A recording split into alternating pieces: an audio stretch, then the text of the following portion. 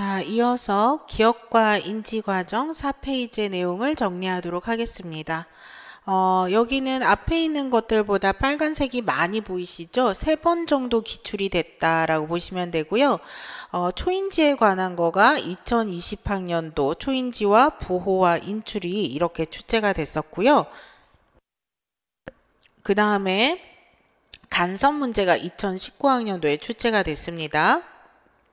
그 다음에 부호와 특수성 원리와 관련되어 있는 상태의존 기억이 이상심리학에서 해리성 장애와 관련해서 2022학년도에 문제로 출제가 됐고요. 물론 해당 문제는 기출해설 강의 때 말씀을 드리겠지만 상태의존 기억으로 이제 우리가 관련되어 있다라고 볼 수 있는 부분은 권성만 선생님의 이상심리학 서적에 해당 내용들이 포함되어 있었습니다. 그래서 이제 그렇게 확인이 조금 될 수 있는 부분이 있습니다. 자, 그러면 요거 하나씩 같이 살펴볼게요.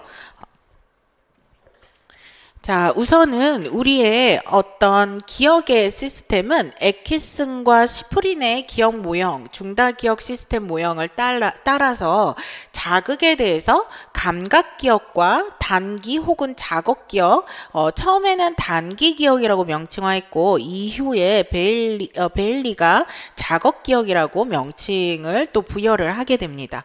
자, 그 다음에 장기기억, 이렇게 세 가지로 나누어서 기억의 시스템 형성되어 있다라고 애킨슨과 시프린이 제시를 합니다. 자, 그러면 이러한 어떤 감각기억이라는 것은 어떤 것이냐? 원자극 그대로 그 기억이 저장되는 형태에 해당합니다.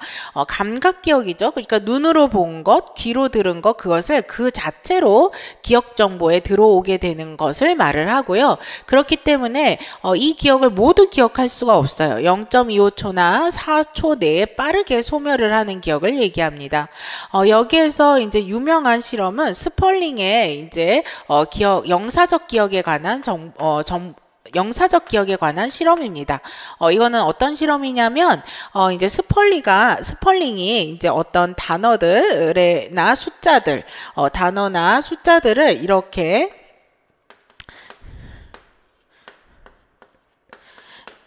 이렇게 이제 전체적으로 이제 보여주고 난 다음에 이것을 기억해봐라. 피실험자에게 기억해봐라 라고 얘기하고 이거를 전체적으로 기억을 말해라 아니면 이행을 말해라 일행을 말해라 이렇게 두 가지 방식으로 실험을 했는데요.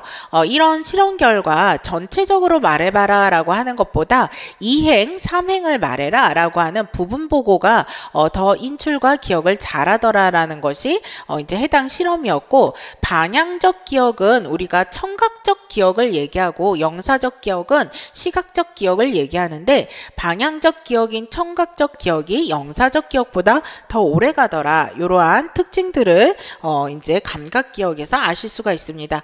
감각 기억은 이제 용량이 크기는 하나 빠르게 소멸을 하는 특징이 있는데요. 이러한 감각 기억에 대한 정보에 대해서 보다 주의를 기울이게 되면 이것이 단기 기억으로 전이가 될 수가 있습니다.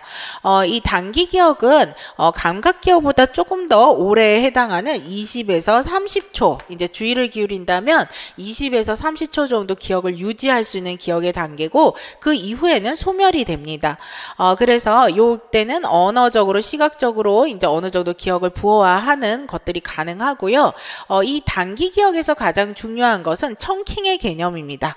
이것을 밀러의 마법의 수라고 해서 7이라고 얘기를 하죠. 이러한 청킹에 해당하는 것은 7개의 숫자를 기반으로 플러스 마이너스 2 정도의 기억을 하나의 단위로 기억에 잘 묶으면 기억이 훨씬 더 잘 되더라 라고 하는 것이 편의 개념입니다. 그래서 우리가 주민등록번호라던가 전화번호는 7개의 숫자 단위로 이루어지게 되는데요. 이것이 이러한 원리를 이해할 수가 있습니다. 그런데 이 단기 기억에 대한 개념은 나중에 베일리어가 좀 더 적극적인 개념을 제시를 해서 작업 기억이라는 것으로 이제 이 기억의 명칭을 조금 바꾸게 됩니다. 이 작업 기억에 해당하는 것은 우리가 주어진 정보들에 해당하는 것을 조금 더 적극적으로 활용할 수 있다라는 기억의 개념인데요. 여기에 이제 구성 요소로 음운고리와 그 다음에 시공간 잡기장 이런 것들을 제시하고 얘네들을 통제하는 중앙 집행기를 제시를 하게 됩니다. 음운고리라는 것은 뭐냐면 청각적으로 들어오는 정보에 해당하는 것을 음운고리라고 얘기를 하고요. 시각적으로 들어오는 시공간적인 정보를 시공간 잡기장이라고 합니다. 그래서 청각적인 정보는 음운고리 형태로 정보들이 들어오게 되고 그 다음에 시공간적인 정보, 시각적인 정보랑 시공간적인 정보는 시공간 잡기장의 형태로 시공간 잡기장의 정보들이 들어오게 됩니다. 그리고 각각의 정보들은 일화적 완충기라고 하는 곳에 정보들이 모이게 되는데요. 이러한 정보들이 일화적 완충기에 모이게 되면서 동시에 이 일화적 완충기는 장기 기억에 해당하는 정보들을 다시 소급해서 여기에 잠시 머무르게 할 수가 있습니다. 그리고 이러한 기억의 정보들을 조금 더 양을 조절한다던가 아니면은 선별해서 분별해서 조절해서 기억 정보들을 나누는 것을 중앙 집행기라고 얘기를 합니다. 그래서 음운고리라는 것은 발화, 어휘, 숫자 등을 청각적으로 부호화하고 유지하는 기능을 얘기한다. 시공간 잡기장 혹은 시공간 메모장이라는 것은 시각적 심상과 공간적 정보를 유지하고 조정하는 것을 말한다. 그 다음에 일화적 완충기라는 것은 음운고리, 시공간 잡기장, 중앙 집행기로부터 정보를 모으고 통합하는 임시적인 저장소이다. 그래서 이전의 경험을 해석하고 새로운 문제를 해결하고 미래 활동을 계획할 수 있도록 정보들을 능동적으로 조작하는 기능을 하는 것이 일화적 완충기이다 라고 보시면 되고요. 자, 그 다음에 중앙 집행기, 중앙 관리자는 정보를 한 번에 처리할 수 있도록 정보량을 제한하고 추리와 의사결정에 관여를 하며 음운고리와 시공간 잡기장에 명령을 내리고 통제하는 역할을 하는 것이 바로 중앙 집행기다라고 보시면 될 것 같아요. 그래서 이제 이러한 역할들을 하는 것이 중앙 집행기다라고 보시면 돼서 요렇게 이제 구성된 것이 바로 작업 기억이다라고 얘기를 합니다. 이러한 작업 기억은 우리가 이제 그 어떤 수행을 하게 되는 순간에 들어오는 청각적, 시각적 정보 이것들을 통제하고 얘네들을 활용해서 어떤 문제 해결이나 전략 계획을 세우는 것 을 이제과 관련된 어떤 작업들이 이루어지는 것과 관련된 것이 바로 작업 기억이라고 볼 수가 있습니다. 그래서 이러한 작업 기억에는 인지부호화 이론, 그래서 스웰러의 인지부호화 이론이 같이 설명이 될 수 있겠습니다. 인지부호화라는 것은 어떤 것이냐면 인지부호라는 것은 어떤 것이냐면 우리가 과제를 해결하기 위해서 부화되는 어떤 인지 요구량이라고 보시면 됩니다. 자, 그래서 우리가 과제 해결에 요구되는 인적 자원의 양이 자신이 보유한 인적 자원의 양보다 많이 요구가 될 때 이것을 인지 과부하가 일어났다라고 말할 수가 있습니다. 그래서 이것을 연구한 것이 스웰러가 제시한 인지부호화 이론인데요. 스웰러는 인지부호화와 관련된 학습 기제로 스키마 습득과 그 다음에 자동화를 제시했습니다. 즉 우리는 정보를 묶어서 처리하는 경향성이 있는 스키마 습득이 가능하고 이런 것들을 계속 숙달해서 반복화시키면은 이 기억 정보들이 자동화가 되는데요. 이렇게 자동화를 시키게 되면 최소한 노력으로 정보를 처리할 수 있는 학습 기제를 가지고 있다는 겁니다. 즉 이러한 스키마 습득과 자동화의 학습 기제로 인해서 인지 부화가 이렇게 덜 들어갈 수가 있게 되는데요. 그래서 이러한 것과 관련된 인지 부화의 대표적인 종류를 네 내재적 인지부화, 외재적 인지부화, 본유적 인지부화로 세 가지를 나누게 됩니다.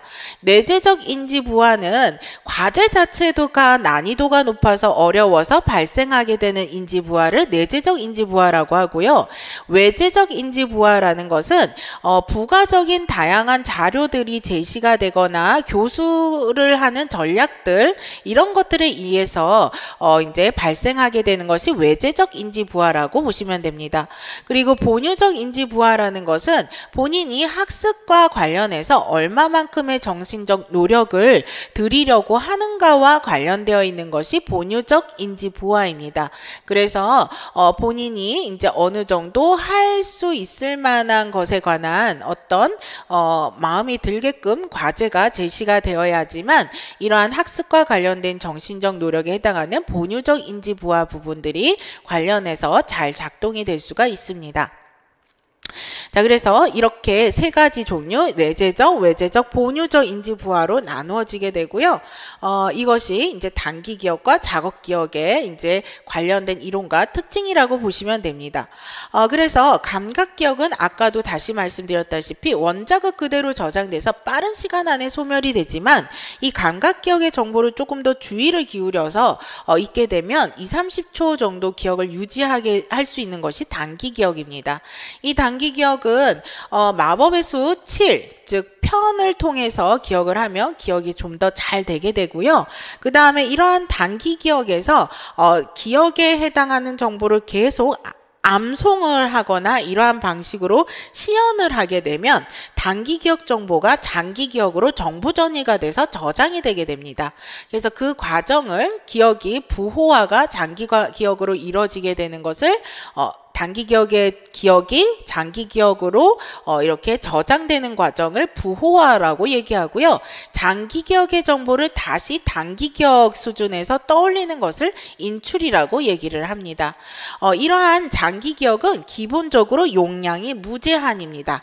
그리고 기억이 영구적으로 유지가 된다라고 보실 수가 있어요. 이러한 장기 기억이 영구적이다라는 증거는 섬광 기억과 최면이 이것에 관한 증거가 됩니다. 최면은 우리가 아주 어린 시절의 기억이라 하더라도 우리가 최면을 통하면 그 기억이 다시 떠오르게 되죠.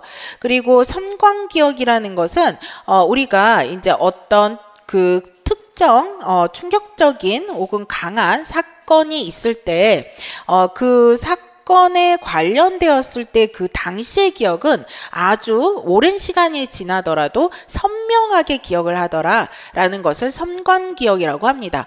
그래서 이것을 로저 브라운과 제임스 컬릭이 제시를 했고요.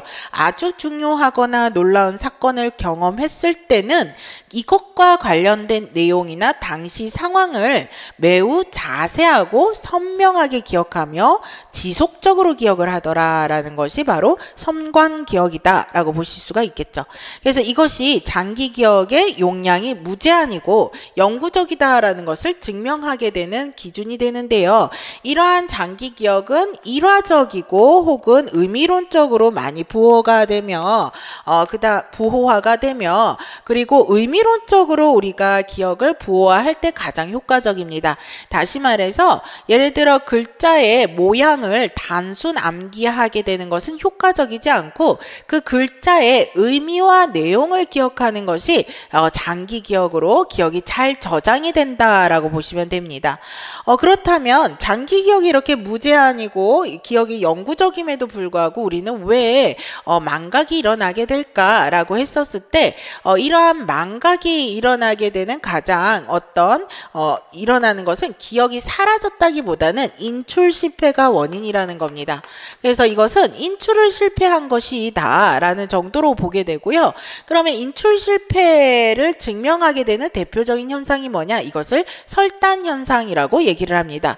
설단 현상은 어떤 기억을 떠올리려고 할 때 그 단어들이 혀끝에서 빙빙 돌지만 회상이 잘 안 되는 현상을 얘기하는 것으로 우리의 기억 속에 정보에 관해서 접근을 하지만 딱 그것이 정보에 딱 일치해서 떠올리지 않아서 결국 혀끝에서 빙빙 그 말이 돌기만 하는 현상을 설단 현상이라고 얘기를 합니다. 그렇기 때문에 결국 장기 기억에서의 정보를 잘 회상하도록 돕는 방법이 중요하죠. 이러한 장기 기억은 기억을 하는 과정 안에서 혹은 인출을 하는 과정 안에서 오류가 일어날 수가 있습니다. 그래서 이러한 것과 가장 대표적인 형상이 이제 오정보 효과. 그래서 엘리자베스 로프투스의 오정보 효과다라고 보시면 됩니다.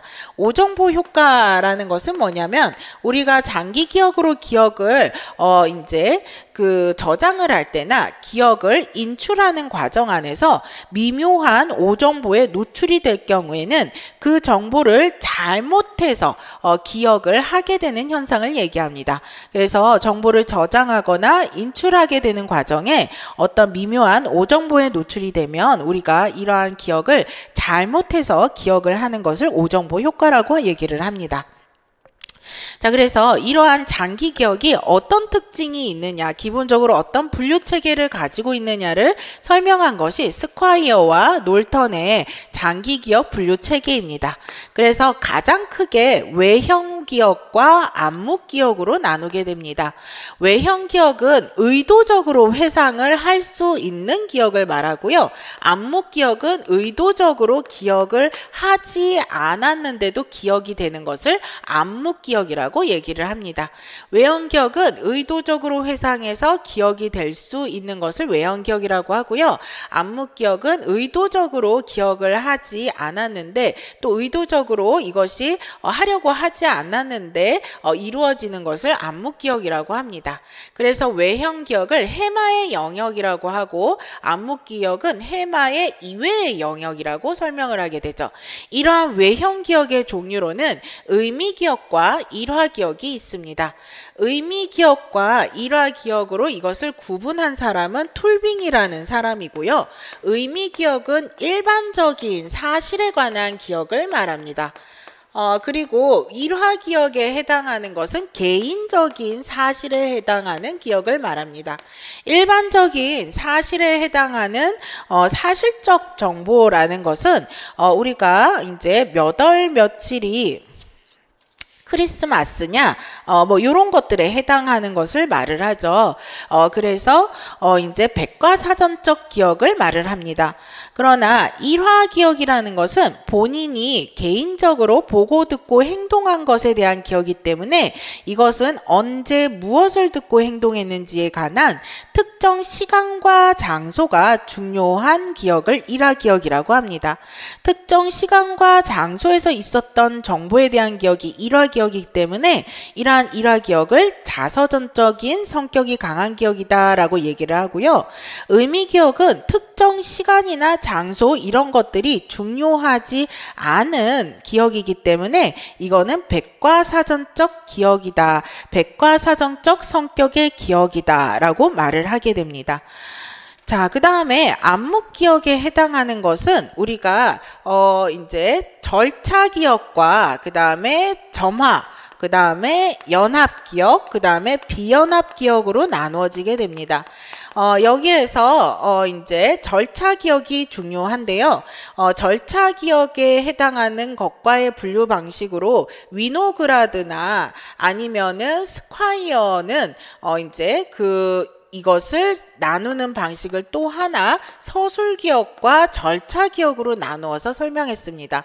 서술기억에 해당하는 것은 우리 도표에 나와 있는 것처럼 의미기억과 일화기억을 포함하고 있습니다. 그렇기 때문에 이것은 사실적 정보를 얘기를 합니다. 그래서 서술기억이라는 것은 사실적 정보에 관한 기억을 서술기억이라고 한다라고 보시면 됩니다. 그렇기 때문에 이러한 서술기억 체계는 이제 기본적으로 테니스의 경기 규칙에 관한 기억이라고 보실 수가 있고, 이러한 서술 기억은 당연히 외형 기억을 처리를 하는 기억을 얘기합니다.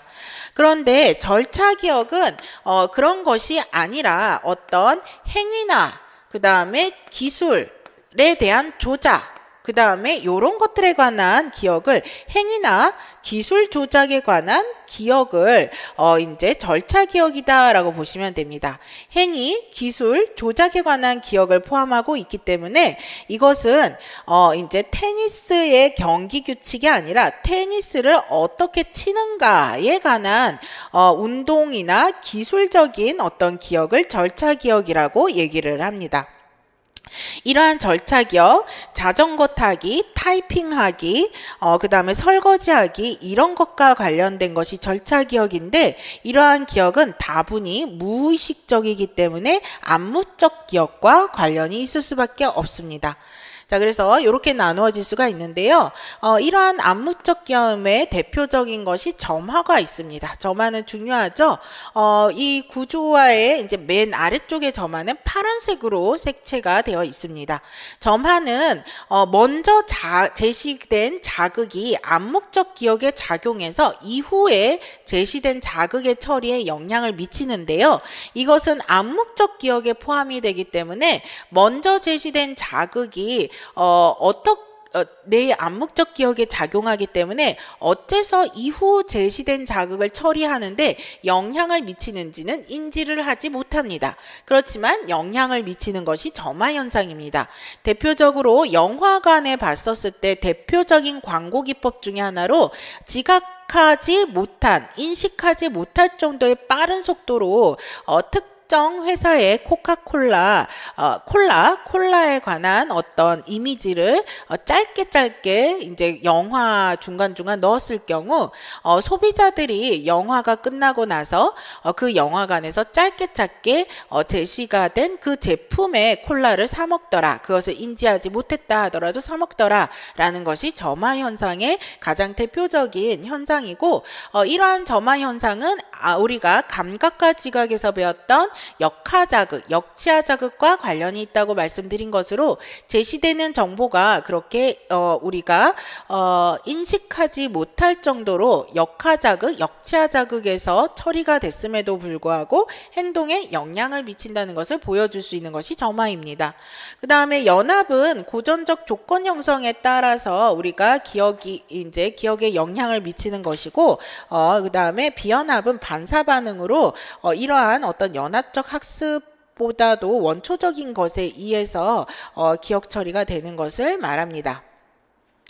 자, 그 다음에 그렇다면 우리의 기억의 어떤 장기 기억의 구조와 분류가 이처럼 외형 기억, 암묵 기억으로 크게 나누어지고 그 다음에 외형 기억은 의미 기억과 일화 기억으로 나누어지고 암묵 기억은 절차 기억과 점화 기억, 연합, 비연합으로 나누어지는데 그 다음에 또 하나 서술 기억과 절차 기억으로 나누어서 기억을 볼 수가 있다라는 것을 스카이어와 놀턴이 제시를 하고 그 외 톨빙이나 위노그라드라는 이론가가 제시를 했습니다. 그러면 우리의 장기 기억은 어떻게 해서 이렇게 이제 영구적일 수 있는가 이거를 볼 수가 있는 것이 연합주의적인 모델입니다.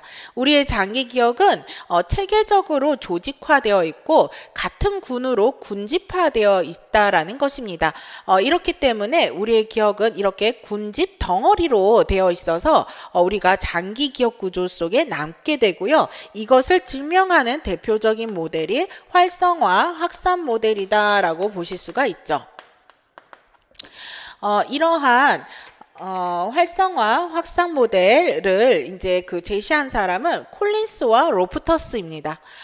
콜린스와 로프터스는 우리의 장기 기억의 구조는 의미 네트워크로 형성되어 있다라고 제시를 했습니다.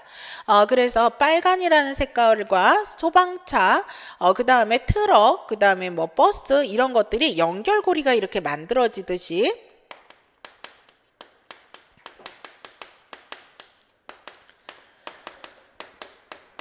이런 식으로 연결이 되듯이 우리가 이제 기억 구조가 쭉 의미 네트워크로 형성되어 있다는 건데요.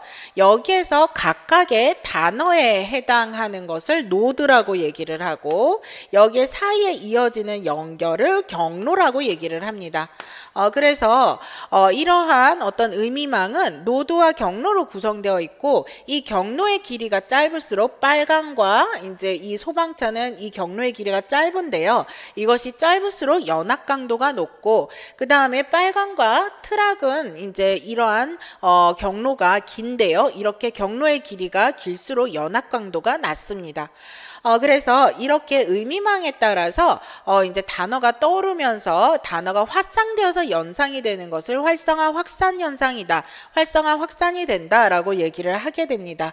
그리고 이제 이러한 경로의 길이가 길수록 그것은 연상이 잘 안 된다라는 것을 보여주는 것이 바로 활성화 확산 모델이다라고 보실 수가 있습니다. 그래서 이것이 우리의 장기 기억이 어떻게 해서 영구적일 수 있는지를 보여줄 수가 있는 것이고요. 그렇다면 우리의 기억이 정말로 이중 기억이다라고 할 수 있는가? 그걸 어떻게 하는가라고 봤었을 때 이중 기억 이론의 어떤 증거가 대표적으로 기억 상실 현상과 계열 위치 효과로 알 수가 있다. 우리의 기억 상실은 순행 기억 상실과 그 다음에 역행 기억 상실로 나누어질 수가 있습니다. 순행 기억 상실은 새로운 것을 우리가 학습하지 못하는 것을 얘기를 하고요. 역행 기억 상실은 사고 이전에 기억을 상실하는 것을 말을 합니다. 우리가 교통사고를 당한 사람이 해마에 손상을 입게 되면은 이제 우리가 과거에 예를 들어서 초등학교, 중학교 혹은 그 이전의 기억들은 다 하는데 내가 그 사람이 만약 20살이라고 한다면 병원에 와서 입원하는 동안에 새롭게 만나는 간호사나 의사는 기억하지 못하는 것을 순행기억 상실이라고 얘기합니다. 이것은 해마 영역과 관련이 있어서 새로운 것을 학습을 하지 못하게 만드는 거죠. 이것은 기억의 체계가 장기 기억은 보존이 되지만 단기 기억 측면 안에서 이전에 잘 있었던 장기 기억은 보존되어 있는 상태인데 단기 기억 차원에서 장기 기억으로 정보 전이가 일어나지 않기 때문에 단기 기억 차원에서 장기 기억으로 정보 전이가 일어나지 않기 때문에 생겨나는 것이 순행 기억 상실입니다. 반대로 역행 기억 상실이라는 것은 우리가 내가 기억하고 있는 것 중에서 바로 이제 그 이전의 기억들, 주로 응고가 잘 안 된 기억들을 상실하는 것을 얘기를 합니다. 그래서 여기에서 이걸 설명하는 것을 응고가설이라고 얘기를 하는데요. 내가 잘 응고가 되지 않는 언제 1단계 수준의 응고가 되어 있는 기억에 대해서 날아가지만 잘 응고가 되어 있는 2단계 수준으로 잘 응고가 된 뭐 어린 시절 초등학교, 중학교에 대해서 기억했던 기억은 잘 상실이 안 되더라. 이런 것들을 보여주는 것이 역행 기억 상실이고 응고가설이어서 이거 역시도 우리의 기억이 어떤 구성이 나누어져 있다라는 것을 보여주는 현상입니다. 그리고 런던슨의 계열 위치 효과 역시도 이것을 증명하는데요. 초도 효과와 친근 혹은 최신 효과라고도 하죠. 이러한 효과가 두 가지로 나누어집니다. 런던슨이 외워야 할 단어 목록에 해당하는 것을 학생들에게 제시를 하고 이것을 이제 매일 이제 그 목록에 해당하는 것을 처음부터 이제 조금씩 암기하고 그 다음에 거기에서 추가를 해서 처음부터 조금 뒤에 거를 암기하고 또 추가해서 처음부터 좀 더 뒤에 것까지 암기하고 이런 방식으로 며칠간 이제 피실험자들에게 암기를 하도록 했습니다. 자, 그러자 이제 이러한 암기를 했었을 때 가장 첫 번째 것, 나중에 인출을 전체적으로 해보겠을 때 가장 첫 번째 것을 암기를 잘 떠올리는 것을 인출을 잘 하는 것을 초도 효과라고 합니다. 초도 효과라는 것은 초반의 것에 해당하는 기억이 계속 그 암기 회상을 함으로써 단기 기억의 정보가 장기 기억으로 정보가 잘 전이가 됐기 때문에 인출이 잘 되는 것을 보여주는 것이 초도 효과입니다. 그래서 이러한 초도 효과의 경우는 지연 회상일 때 두드러지게 나타나게 됩니다. 즉 암기를 시키고 난 다음에 시간이 조금 지난 후에 너가 암기한 목록들을 떠올려 봐라 라고 했었을 때 그 떠올릴 때 첫 번째 거를 주로 특히 더 잘 회상하더라는 거죠. 그래서 이것은 장기 기억의 정보 정보 전이가 잘 된 기억이 잘 되는 현상을 나타내기 때문에 장기 기억을 반영하는 현상이고, 그래서 이것을 초도 효과라고 합니다. 그런데 암기를 이렇게 이제 막 완료를 하고 나서 이제 이제 항목을 암기해봐라라고 했었을 때, 바로 암기해봐라라고 했을 때, 즉시 회상을 하고 나서 암기해봐라라고 하면은 가장 최근 끝 항목을 더 잘 떠올린다라는 겁니다. 이것을 신근 효과, 최신 효과라고 하고, 바로 이제 이전에 본 것들을 잘 떠올리기 때문에 단기 기억을 이것을 증명하는 현상이다라고 보실 수가 있습니다. 그렇다면 우리는 망각이 왜 일어날까라고 볼 수가 있을 때, 망각이 일어나는 것은 우선 에빙하우스의 망각 곡선에 의하면 우리는 학습을 하고 난 다음에 첫 1시간 안에는 굉장히 빠른 속도로 망각을 하더라. 그래서 거의 굉장히 그 50% 수준으로 뚝 떨어지면서 학습을 하고 나서는 이제 그 첫 시간 동안에는 50% 수준으로 가깝게 떨어질 정도로 기억이 망각을 하더라. 이게 인간의 어떤 특성이더라 라고 제시하는 것이 에빙하우스의 망각 곡선입니다. 그래서 이 기억이 학습을 하고 나서 직후에 이것이 망각이 되는 속도가 이렇게 급하게 가파르다면 점점 완만해지는 어떤 현상의 곡선들을 보이고 있죠. 자, 그 다음에 단기 기억 수준에서 이제 우리가 망각이 일어나는 원인으로 대치를 제시합니다. 대치는 단기 기억에 어떤 정보들이 있을 때 이제 이전의 정보가 새로운 정보로 밀리는 현상으로, 기억이 이렇게 스위치가 되는 현상으로 인해서 망각이 일어난다라고 보는 것이 대치입니다. 자, 그 다음에 기출문제로 나타난 간섭인데요. 간섭이라는 것은 우리가 학습한 것이 서로 영향을 미쳐서 인출에 방해가 일어나는 현상을 간섭이라고 합니다. 간섭은 크게 순행간섭과 역행간섭으로 나누어지게 되겠고요. 순행간섭은 이전에 학습한 것이 새로운 것을 학습하는 것에 관해서 기억을 떠올리게 되는 것에 관해서 방해를 하는 것을 말합니다. 역행간섭은 새롭게 학습을 한 것이 이전에 학습한 것을 떠올리는 것에 관해서 방해하는 것을 역행간섭이라고 얘기를 합니다. 이러한 망각의 원인은 우리가 심리적으로 트라우마나 외상 경험의 경우에 억압하고 싶어하는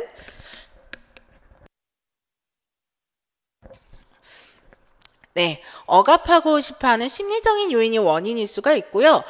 그 다음에 러시아 과학자, 이제 심리학자가 제시한 효과로 자이가닉 효과, 우리가 자이가르닉 효과라고도 합니다. 그래서 자이가르닉 효과로 더 많이 얘기를 하기 때문에 자이가르닉 효과라고 쓰세요. 그래서 자이가르닉 효과라고도 합니다. 자이가르닉 효과라는 것은 그 이제 학자의 이름인데요. 이것이 무엇이냐면 우리가 이제 수행이 완료가 된 것은 수행이 완료가 안 된 것보다 오히려 더 빠르게 망각하더라라는 것이 자이가르닉 효과입니다. 그래서 웨이터가 이제 음식 주문을 받고 음식을 갖다 주고 난 것에 대해서, 주문 완료가 된 것에 관해서는 기억을 하지 못하지만 음식 주문을 받아서 그것을 아직 주문이 들어가지 않은 것에 대해서는 계속 머릿속에 기억을 붙잡으려고 해서 그런 것들은 망각이 잘 안 되더라라는 것을 가지고 나타난 현상으로요. 그렇기 때문에 우리가 수행이 완료가 된 것보다는 수행이 완료가 되지 않는 상태에 있는 것이 더 오래 기억이 되더라라는 것을 자이가르닉 효과라고 합니다. 그 외에 비효율적으로 약화하거나, 즉 비효율적으로 부호하거나 인출 실패가 이제 망각의 원인인데요.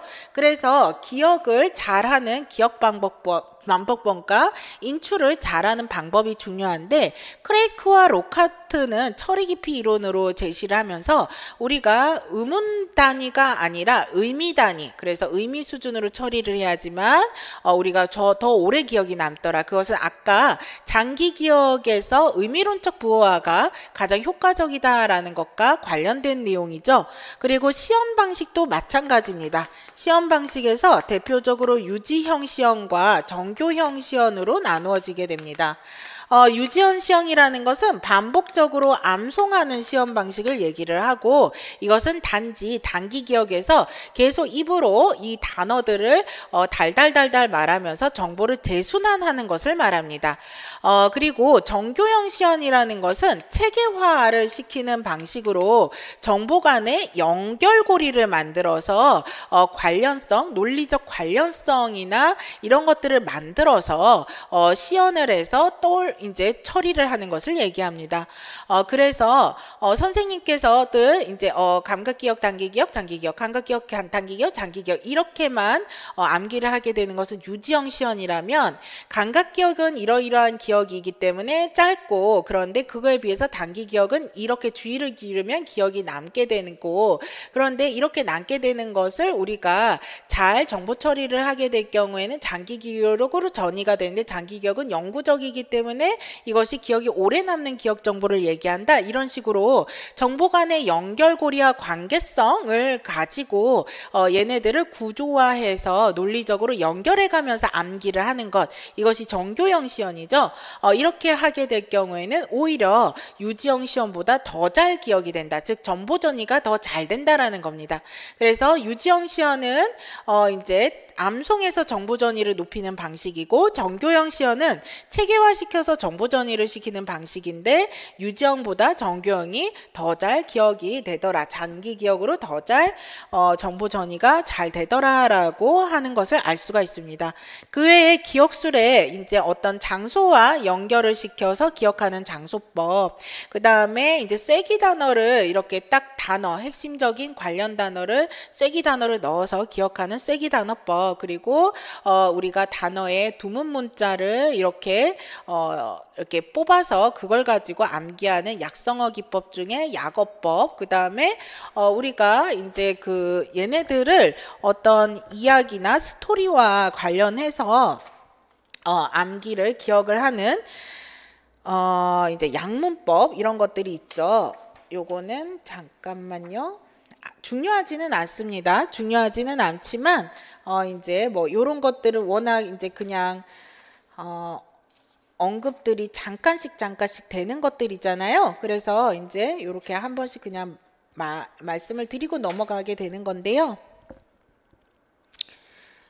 그쵸. 그래서 약문법에 관한 대표적인 거가, 우리가 이제 그 대명동, 이제 태정태세 문단세 뭐 이런 것들을 얘기를 할 때, 태정태세 문단세를 암기하는 것이 가장 대표적인 건 약어법이죠. 그래서 왕조의 이름을 태정태세 문단세 이렇게 그냥 이렇게 암기하는데요. 이것은 글자 하나, 이제 따와가지고 하게 되는 것이 약어법이고요.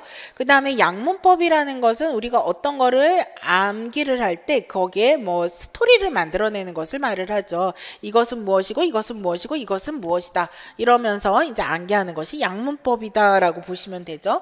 자, 그래서 이렇게 나가게 되는 거다라고 보실 수가 있겠고요. 그 외에 이제 PQ 사할 방법이라고 얘기해서 이제 우리가 질문을 하고, 그 다음에 이제 효과적인 학습의 방법이 예습을 하고, 질문을 하고, 읽기를 하고, 숙고를 하고, 암송을 하고, 복습을 하는 요 PQ4R 방법이 이제 학습에 효과적이다라고 제시하는 것이 있습니다. 자, 그보다도 부호와 특수성의 원리, 이것이 중요하죠. 부호와 특수성의 원리는 기본적으로 인출 맥락과 부호와 맥락이 일치를 하거나 유사할 때 회상률이 높아진다. 그래서 인출 맥락과 부호와 맥락이 일치할 때 회상률이 높아진다는 어떤 원리를 제시를 하고 있어요. 그래서 이것으로 가장 유명한 실험이 우리가 수영장 실험으로, 수영장 바깥에서 암기한 사람과 수영장 안에서 물속에 들어가서 암기한 사람이 이렇게 각각의 인출을 시켰을 때, 수영장 물 바깥에 있는 사람은 물 바깥에서 암기한 사람은 물 바깥에서 인출을 해야지 인출이 잘 되고, 물 속에서 암기한 사람은 물 속에서 인출을 해야지 암기가 이제 인출이 잘 되더라라고 하는 어떤 대표적인 실험으로 설명하는 것이 부호와 특수성의 원리입니다. 이거와 동일한 예시로 설명되는 어떤 기억의 유형이 맥락 의존 기억인데요. 맥락 의존 기억은 마찬가지로 인출 맥락과 부호화 맥락이 일치를 하게 되면 해상률이 높아지더라는 것으로 이것은 환경 단서, 즉 외부 맥락이 일치를 할 때에 인출이 높아지는 것을 말합니다. 그러나 반대로 내부 맥락, 즉 정서 단서가 일치를 할 때 인출이 잘 된다라고 보는 것을 상태 의존 기억과 정서 일치 효과라고 얘기를 합니다. 자, 그래서 이제 상태 의존 기억은 특히 정서 외에도 내부 상태, 술이라던가 어떤 수면 상태라던가 이런 것까지 포함시키는데요. 상태 의존 기억은 내부적인 상태가 부호화 시와 인출 시에 일치를 할 때 회상률이 높아진다라는 것을 설명을 하고 있습니다. 정서 일치 효과라는 것은 현재 내가 가지고 있는 정서와 내 머릿속에 가지고 있는 자료들의 정서 단서가 일치를 할 때 회상률이 높아지는 것으로 우울한 사람은 우울했을 때의 기억을 보다 잘 떠올리는 것을 정서 일치 효과로 설명할 수가 있습니다. 그래서 이제 이런 것들로 이제 설명을 하실 수가 있을 것이고요. 자, 그 다음에 이제 점화 현상은 앞서서 설명을 했습니다. 우리가 이제 요렇게 이제 인지 과정의 내용들을 이제 살펴보셔서 정리를 하실 수가 있겠습니다. 여기까지 하고 쉬었다가 이제 다음 거 보도록 하겠습니다.